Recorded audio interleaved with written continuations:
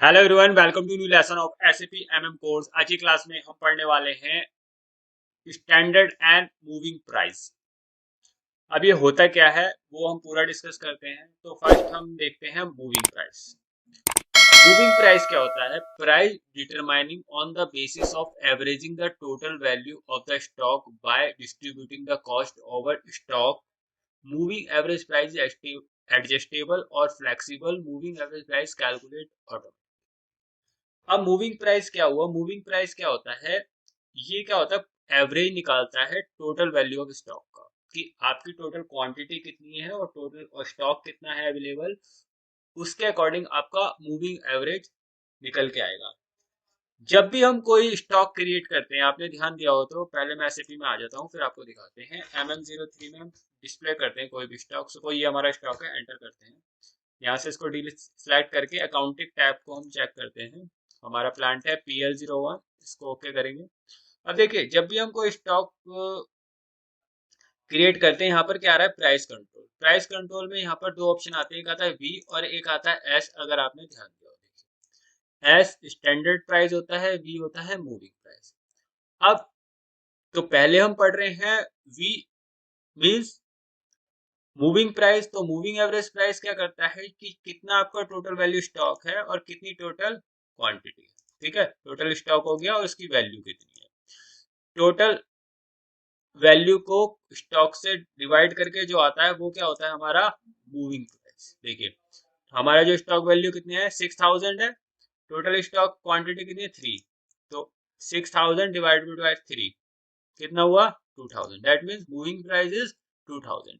ये चेंज होता रहता है अकॉर्डिंग टू जैसे जैसे हम इसमें रिक्रूटमेंट करते रहेंगे, जिस भी प्राइस से करेंगे। तो ये क्या करेगा? टोटल वैल्यू को टोटल स्टॉक से डिवाइड करके मूविंग प्राइस यहाँ पर हमारी आ जाएगी। तो उसको क्या कहते हैं हम? Moving average. इसका फॉर्मूला क्या हुआ? Total value. इसे आप वैसे भी कर सकते हो, total stock value divided by total stock, या इस तरह से करते हो टोटल वैल्यू जो हमारी पुरानी वैल्यू है प्लस GR वैल्यू जो करंट में हमने करी है। ऐसी टोटल स्टॉक जो हमारे पास पहले से अवेलेबल है और GR क्वांटिटी जितना हमने नया नया लिया है। ऐसे भी कर सकते हो, total value of stock and divided by total stock. इस तरह से भी मूविंग एवरेज निकलती है। जैसे अब इसको एक एग्जांपल से समझते हैं। सपोज 1 जनवरी को हमने 10 क्वांटिटी परचेज करी, कितने के रेट से? लाइक 100 रुपए के रेट से। ठीक है, वैल्यू कितनी हो गई? 1000 रुपीज। ठीक है, तो मूविंग एवरेज कितना आ गया? देखिए, मूविंग एवरेज आ गई हमारी 100। अब 5 जनवरी को हमने दोबारा से 15 क्वांटिटी बाय कर ली, कितने के रेट से? लाइक 120 के रेट से। अब देखिए, 15 क्वांटिटी 120 के रेट से हमने बाय करी है, कितना हो गया? 1800। तो मूविंग एवरेज प्राइस यहाँ पर देखिए अब चेंज हो गई, कितना हो गई? 112।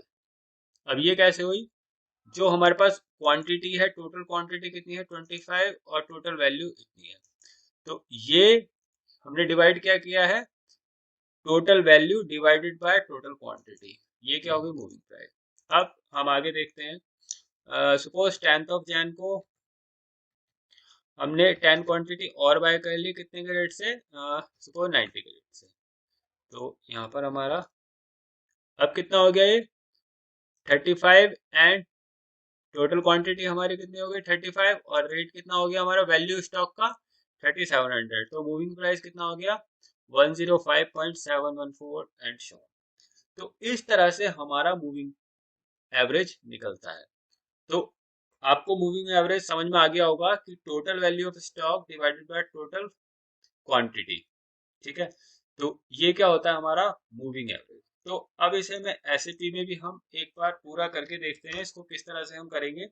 तो हम एक स्टॉक क्रिएट करते हैं, एक आइटम हम क्रिएट करते हैं और फिर हम देखते हैं इसको। तो हम बनाते हैं, सपोज ROH में ही हम बनाते हैं, एंटर करते हैं। तो यहाँ पर हम ले लेते हैं परचेजिंग जनरल डेटा एंड। ठीक है, अब यहाँ PL01, इसको ओके करते हैं। अब यहाँ पर हम दे देते हैं, सपोज मैं नाम दे रहा हूँ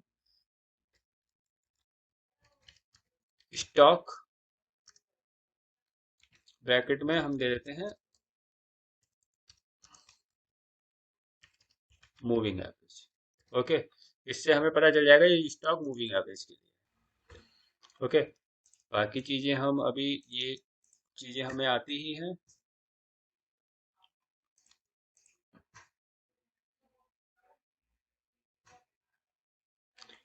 अब वैल्यूएशन क्लास हम ले लेते हैं, हमारी कौन सी चलिए 3000। अब यहाँ पर हम लेंगे वी, मूविंग एवरेज प्राइस। अभी यहाँ पर हमें कुछ नहीं है, मूविंग एवरेज प्राइस जीरो है, स्टैंडर्ड प्राइस सब कुछ हमारा जीरो है, क्योंकि हमारे पास अभी मटेरियल अवेलेबल नहीं है, जीरो है। तो हम इसको सेव कर, अब मटेरियल आ गया 1268, ये आपको ध्यान रखना 1268। अब हम इसको क्या करते हैं, प्रोक्यूर करते हैं सपोज। तो हम सिलेक्शन ME21N में आते हैं, इसको प्रोक्यूर करते हैं। किससे प्रोक्यूर करते हैं, HP01 हमारा कंपनी कोड हो गया, सपोज विजार्ड कंप्यूटर से ही परचेज करते हैं। परचेज ऑर्गेनाइजेशन ये हो गई, और हमारा मटेरियल क्या है 1268। मूविंग एवरेज आ गई, कितनी है, तो पहले हम किससे ले रहे हैं, 100 रुपीज के रेट से। तो हम 10 क्वांटिटी लेते हैं, कितने के रेट से, 100। प्लांट PL01 एंटर हो गया। तो ये हो गया हमारा, इसको हम चेक कर लेते हैं और सेव कर लेते हैं। अब इसका ये हो गया, ये हमारा क्या आ गया, PO नंबर। अब इसकी मीगो करते हैं, /n MeeGo goods receipt enter. ये हो गया सब कुछ, यहाँ से इसको स्टोर लोकेशन डाल देते हैं, item okay enter and save. अब देखिए मेटेरियल अपडेट हो गया। अब हम इसको चेक करते हैं, /n MM03 में स्टॉक चेक करते हैं, 1268 ही है हमारा, एंटर करके ये सारे को हम हटा देते हैं, एंड ओनली अकाउंटिंग टैब हम चेक करते हैं PL01 में। देखिए अब स्टॉक कितना आ गया हमारे पास 10, और टोटल वैल्यू कितनी है 1000। तो total value divided by total stock कितना आ गया 100, जो मैंने आपको यहाँ दिखाया था 100। ओके, तो ये हो गया हमारा मूविंग। अब दोबारा से हम इसको बाय करते हैं, अब की बार हम कितने लेते हैं 15 क्वांटिटी 120 के रेट से। ठीक है, अगेन बाय करके मैं दिखाता हूँ, 21N में आते हैं, 1268 एंटर। कितनी क्वांटिटी 15, कितने के रेट से 120।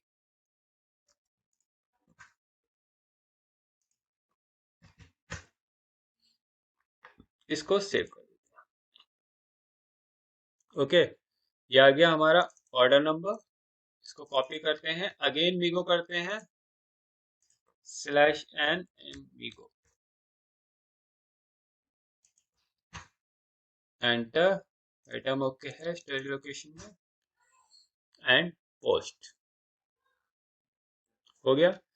अब हम चेक करते हैं अपना material, /n MM03 1268 deselect and only accounting tab active करेंगे हम, PL01 इसे ओके कर। अब देखिए कितना आ रहा है मूविंग एवरेज प्राइस 112 रुपए, वही चीज total value divided by total stock 102। अगर मैं इसको यहाँ से इस वाली लाइन को यहाँ से हटा देता हूँ, तो देखिए कितनी मूविंग एवरेज प्राइस आ रही है 112 रुपए। ये टोटल हमारी क्या हो गई क्वांटिटी, ये टोटल वैल्यू 112 रुपए हमारा मूविंग एवरेज। अगर ये कोर्स आप पूरा डिटेल में सीखना चाहते हो तो हमारी वेबसाइट पे आ सकते हो। हमारी वेबसाइट है www.htutorials.com। डिस्क्रिप्शन में इसका लिंक आपको मिल जाएगा। आप नीचे आएंगे या आप कोर्स पेज पे भी आ सकते हैं। नीचे आएंगे तो आपको 3 कोर्स दिखेंगे। यहाँ पर SAP FICO का पूरा बेसिक टू एडवांस कोर्स है, SAP MM का है, और कॉम्बो भी है। तो अगर पूरा आप डिटेल में कोर्स करना चाहते हो तो यहाँ से इसको आप क्लिक करके इसके सारे कोर्स कैलकुलम चेकआउट कर सकते हो, और यहीं से आप उसे ऐड टू कार्ट करके लॉगिन साइन अप करके आप उसे कोर्स में एनरोल कर सकते हो अगर आप पूरा कोर्स सीखना चाहते हो डिटेल में। तो ये है हमारी वेबसाइट, डिस्क्रिप्शन में लिंक मिल जाएगा, आपको फोन नंबर भी मिल जाएगा, अगर आपको और भी कोई डाउट है तो आप पूछ सकते हैं।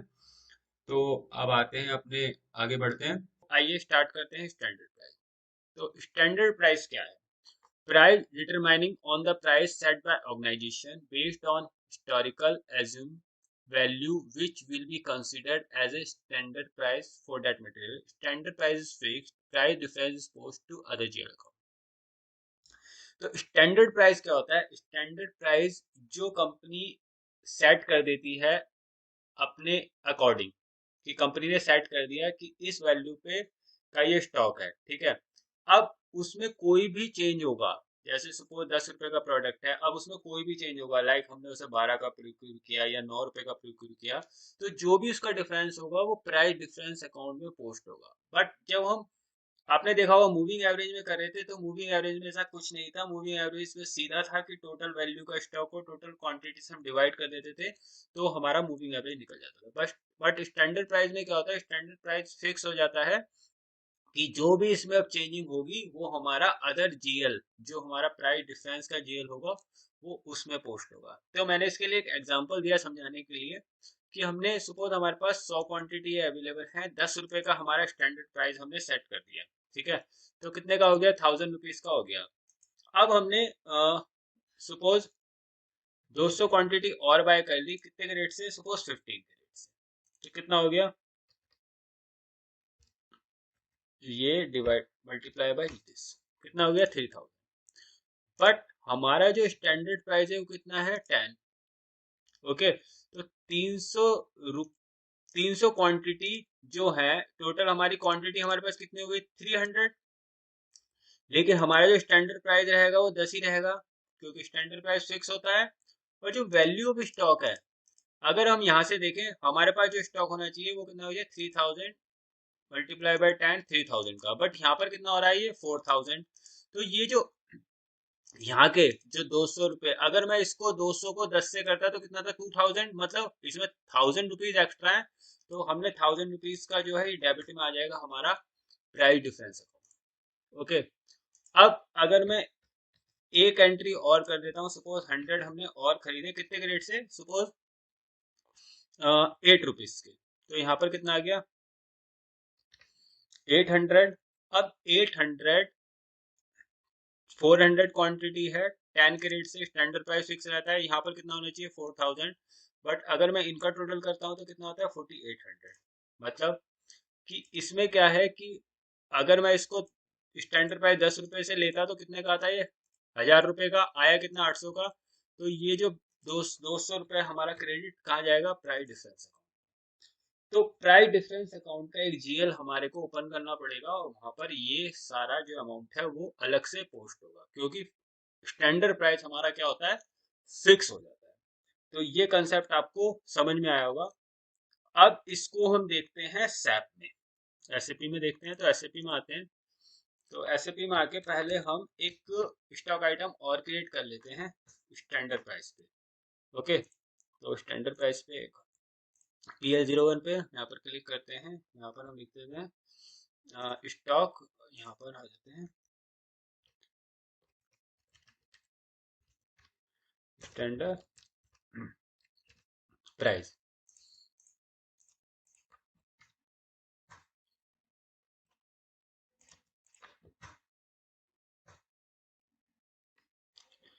वैल्यूएशन क्लास हमने ले ली 3000। अब यहाँ पर हमें लेना है, हम क्या ले रहे हैं? Standard price. मूविंग की जगह आपकी बार हम क्या सेलेक्ट कर रहे हैं? Standard price. और स्टैंडर्ड प्राइस हमने सेट कर दिया 10 रुपीज, ठीक है। स्टैंडर्ड प्राइस हमने कितना सेट कर दिया? 10 रुपीज से। ये हो गया हमारा 1269, हमारा स्टॉक हो गया। अब इसको प्रिक्यूर करते हैं ME21N में 1269। ओके, कितना स्टॉक है? 10। कितनी क्वांटिटी ले रहे हैं? 10 में 100। ओके, तो हमने ले लिया 100, ठीक है। कितने के रेट से? 10 रुपीज के रेट से। ओके, ठीक है, तो इसको हमने पोस्ट कर दिया, सेव कर दिया। अब इसका मीगो कर देते हैं, /n मीगो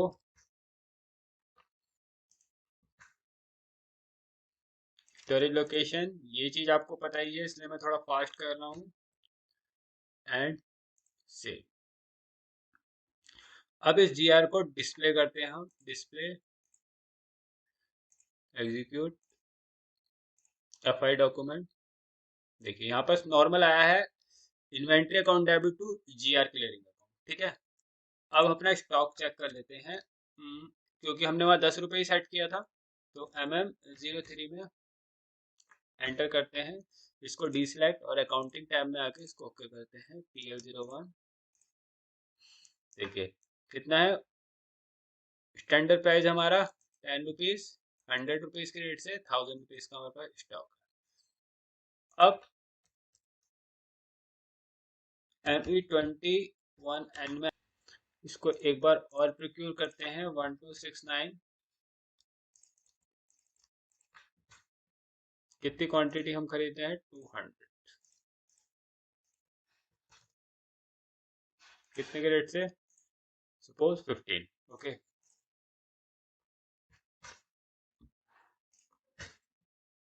15 रुपीज के रेट से इसको पोस्ट करते हैं।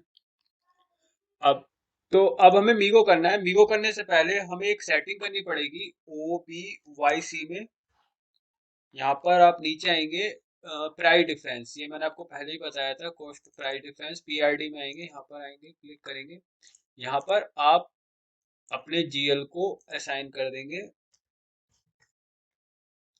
प्राइस डिफरेंस के अकाउंट को। यहाँ पर है प्राइस डिफरेंस, ये रहा प्राइस डिफरेंस के अकाउंट को यहाँ पर असाइन कर देंगे। अब हम मीगो करते हैं, /n मीगो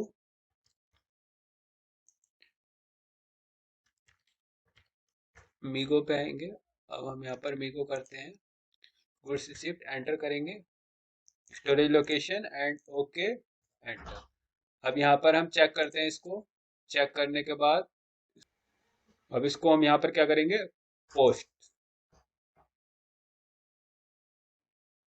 पोस्ट करते ही GR बनेगी। अब इसको डिस्प्ले करते हैं, यहाँ से डिस्प्ले करके इसको एग्जीक्यूट करते हैं, डॉक्यूमेंट इन्फो में आएंगे, FI डॉक्यूमेंट अकाउंटिंग डॉक्यूमेंट। देखिए अब यहाँ पर जो मैंने आपको यहाँ बताया था, 1000 रुपीज हमारा किस में जाएगा, प्राइस डिफरेंस अकाउंट में। तो वही चीज यहाँ पर जा रही है, जो हमारा इन्वेंट्री है 2000 से आई है, GIR 3000 से, और बाकी क्या है, प्राइस डिफरेंस 1000 से।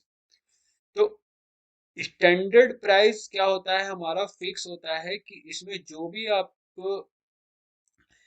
जो भी प्राइस बढ़ेगा या कम होगा वो हमारा प्राइस डिफरेंस अकाउंट में पोस्ट होगा। तो वही चीज मैंने आपको आज की क्लास में समझाई। ठीक है, तो मुझे आशा आपको वीडियो अच्छी लगी होगी। Thank you.